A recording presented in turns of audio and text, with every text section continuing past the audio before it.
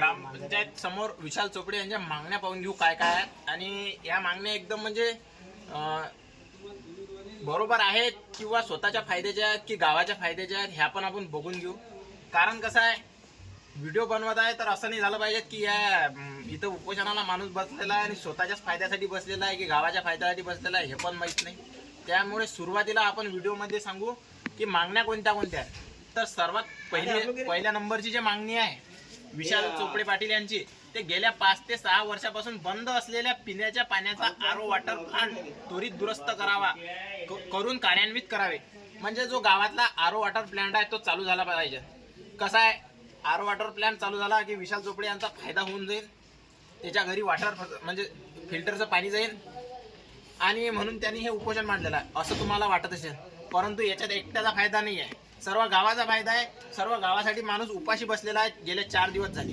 आणि दुसरी मागणी पण पाहून घ्या, गावातील पडलेल्या संरक्षण भिंत पावसाळ्याच्या पार्श्वभूमीवर तातडीने दुरुस्त करणे. म्हणजे या गावामध्ये एक नदी आहे, नदीला या गावाजवळच एक टर्न आहे मोठा आणि तो टर्न असल्यामुळे तिथं पहिले संरक्षण भिंत होती. गेले 3 वर्ष झाले तिथं महापुरामुळे ते भीत पडली आणि भीत पडल्यानंतर प्रशासनाने त्याच्यावर कोणती लक्ष दिले नाहीत आणि त्या भीतीची दुरुस्ती झाली नाही. त्यामुळे काय झालं, आता थोडासा पण पूर आला की गावात पाणी घुसते कारण तिथं टर्न आहे. आणि मेन म्हणजे सर्वात पहिले पाणी विशाल चोपडे यांच्या घरात घुसणार आहे म्हणून विशाल चोपडे यांनी उपोषण मांडलेलं आहे इथं असं तुम्हाला वाटत असेल. परंतु असं काही नाही आहे. गावात केवढा पण महापूर आला तर विशाल चोपडेच्या घरात पाणी येत नाही. पूर्ण गावामध्ये पाणी जाईल पण विशाल चोपडेच्या घरात पाणी येणार नाही. तरी पण विशाल चोपडे इथं गेले 4 दिवस झाले उपाशी बसलेले आहेत. तिसरा मुद्दा जो आहे, गरजू लाभार्थ्यांना घरकुल उपलब्ध करून द्यावे. मेन मुद्दा जो तिसरा आहे, यामध्ये विशाल चोपडेचा खूप मोठा फायदा आहे. मेन फायदा काय आहे की विशाल चोपडेला राहायला घर नाही आहे. विशाल चोपडे एकदम कुळाच्या घरात राहते असं तुम्हाला वाटत असेल, परंतु असं नाही आहे. विशाल चोपडेचं पक्का मकान आहे. विशाल चोपडेला घरकुल मिळालं नाही तरी घंटा फरक पडत नाही. विशाल चोपडेचं ज्या लोकांसाठी झटत आहे म्हणजे ते लोक एकदम खरोखर मध्ये गरीब आहेत, त्यांच्याकडे घरदार नाही आहे, त्या लोकांसाठी झटत आहे आणि गेल्या 4 दिवसपासून उपाशी राहत आहे. गावातला चौथा मुद्दा आहे, गावातील सांडपाणी व नाल्यांची त्वरित साफसफाई करणे. याच्यात फक्त विशाल चोपडेचा फायदा आहे काय तुम्हीच सांगा. जर नाल्या साफसफाई झाल्या तर मेन म्हणजे विशाल चोपडेच्या घराजवळ नालीच नाही. विशाल चोपडेला नाली झाली नाही झाली तर घंटा फरक पडत नाही. परंतु विशाल चोपडे फक्त ग्रामपंचायत कार्यालयासमोर याच्यासाठी बसेला आहे की गावातील साफसफाई व्यवस्थित व्हावी. आपण याच्यामध्ये 5वा मुद्दा पाहून घेऊ काय आहे. तर 5वा मुद्दा आहे, गावातील खराब आणि नादुरुस्त रस्ते त्वरित दुरुस्त करणे.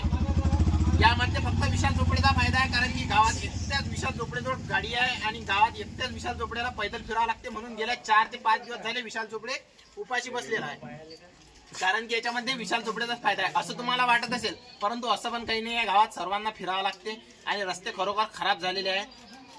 याच्यामध्ये 6वा जो मुद्दा आहे, जिल्हा परिषद शाळेतील विद्यार्थ्यांसाठी मिड डे मील साठी तातडीने ताट उपलब्ध करून देणे. कारण की जिल्हा परिषद शाळेमध्ये विशाल 5व्या वर्गात शिकत आहे, 4थ्या वर्गात शिकत आहे, म्हणून तुम्हाला असं वाटत असेल की विशाल चोपडेला स्वतःच्या जेवण करण्यासाठी ताटं पाहिजेत असं तुम्हाला वाटत असेल, परंतु असं काही नाही आहे. विशाल चोपडेचं 12वी शिक्षण झालेलं आहे आणि त्याने शिक्षण टॉप केलेलं आहे. म्हणजे त्याला या ताटांशी काही म्हणजे घेणं देणं नाही आहे, नाही आले, परंतु तो त्या विद्यार्थ्यांच्या म्हणजे हितासाठी उपोषणाला बसलेला आहे. गेले 4 ते 5 दिवस झाले उपाशी बसलेला आहे. 7वा मुद्दा पाहून घ्या. हा मुद्दा सर्वात मेन आहे आणि या मुद्द्यावरती प्रशासनाने खरोखर लक्ष देणे गरजेचं आहे. या मुद्द्यामध्ये दिलेला आहे, गावातील मुख्य चौकात डॉक्टर बाबासाहेब आंबेडकर व छत्रपती शिवाजी महाराज यांच्या स्मारकाच्या ठिकाणी सीसीटीव्ही कॅमेरे बसवणे. सीसीटीव्ही कॅमेरे बसले तर याच्यात विशाल चोपडेचा फायदा आहे का? नाही. सीसीटीव्ही कॅमेरे जर नसले आणि भविष्यात जर समजा ना करा डॉक्टर बाबासाहेब आंबेडकर छत्रपती शिवाजी महाराज यांच्या पुतळ्याची विडंबना झाली, कोण्या समाजकंटकांनी त्यांची विडंबना केली तर यांना जबाबदार कोण राहील? ग्रामपंचायत राहील की पंचायत समिती राहील की इथले स्थानिक नेते राहतील?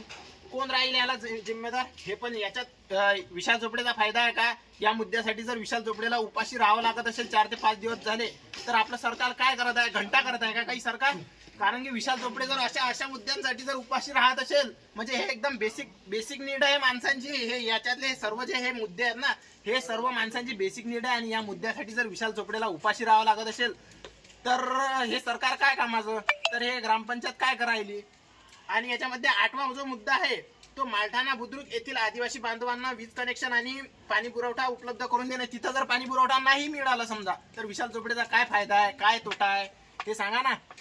जर तिथं पाणी अजिबात डायरेक्ट नाही मिळालं तर विशाल चोपडेचा काही फायदा तोटा आहे का? तरी पण विशाल चोपडे याच्यासाठी 4 दिवस झाले, गेले 4 दिवस झाले उपाशी बसलेला आहे. आणि तोंड पाहून घ्या विशाल चोपडेचं कसं झालेलं आहे. इथं मेन म्हणजे मुद्दा म्हणजे आतापर्यंत काही जास्त लोक आलेले नाही आहेत. विशाल चोपडेच सांगेन इथं कोण कोण प्रशासनाकडून भेट द्यायला आलेला आहे. विशाल चोपडे एक वेळ कॅमेऱ्यात बघून सांग. पंचायत समितीचे कर्मचारी आले होते. पंचायत समितीचे कर्मचारी आले होते. ते म्हणत आमच्याकडे निधी उपलब्ध नाही. मग एक सांगा, निधी उपलब्ध नाही तर आता काय विशाल चोपडेने काय भीक मागायचं का? असं जर असेल तर तुम्ही त्यांना निवेदन द्या, तुम्ही उपोषण मोडून टाका आणि भीक मागा. याच्यासाठी विशाल चोपडे भीक पण मागून देईल. पुढचं आणखी सांग काय आलं. ते म्हणत ग्रामपंचायतकडे निधी उपलब्ध नाही. ज्यावेळेस निधी उपलब्ध होईल आम्ही मासिक सभा घेऊ आणि ते सगळ्यात निधी उपलब्ध करू. असं कोणाचं म्हणणं आहे? ते ग्रामपंचायत अधिकाऱ्याचं. ग्रामपंचायत म्हणजे ग्रामसेवकचं म्हणणं आहे का? ग्रामसेवक मॅडम आहे. मॅडमचं नाव काय आहे?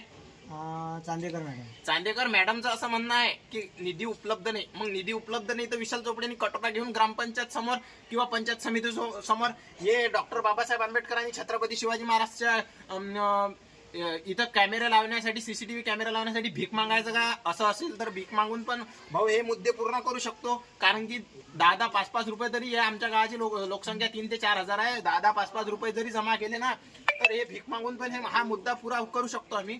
आणि हे भीक मागून पण मुद्दे पूर्ण होऊ शकतात. परंतु जर असं म्हणजे ग्रामपंचायतला आणि पंचायत समितीला जर आणि ग्रामसेवकला जर मॅडमला जर असं वाटत असेल की हे मुद्दे भीक मागून पूर्ण झाले पाहिजेत तर त्यांनी इथं यावे आणि विशाल चोपडेचं उपोषण खोलावं, त्यांना काही खायला द्यावं. कारण की कसं आहे, इतके दिवस उपोषण राहणं जवान पोराला 21-22 वर्ष वय आहे. जवान पोराला इतके दिवस उपाशी राहणं म्हणजे शक्य गोष्ट नाही आहे. आणि माणूस इतके दिवस झाले उपाशी राहत आहे. इथं कोणी लक्ष देत नाही आहे. मेन म्हणजे इथं रात्री कोणाची ड्युटी वगैरे लागते काय? नाही, इथे कोणी प्रशासन आलं नाही. इथं प्रशासन आलेलं नाही. रात्री जर इथं काही अनावश्यक घडलं, माणसाला काही झालं, एकोणता एक पोरगा आहे, जर काही झालं तर याला जबाबदार कोण राहील? याचं उत्तर कोणाकडे आहे का? जर याचं उत्तर असेल कोणाकडे तर कमेंट बॉक्समध्ये नक्की सांगा. आणि हे मुद्दे पूर्ण होतील की नाही हे पण नक्की सांगा. आणि हे मुद्दे पूर्ण झाले पाहिजेत की नाही हे पण नक्की सांगा. आणि याच्यामध्ये विशाल चोपडेचा काही स्वार्थ दिसते का या मुद्द्यांमध्ये हे पण कमेंट बॉक्समध्ये नक्की सांगा. आणि व्हिडिओ होईल तेवढा शेअर करा. जय हिंद मित्रांनो, भेटू नंतरच्या व्हिडिओमध्ये.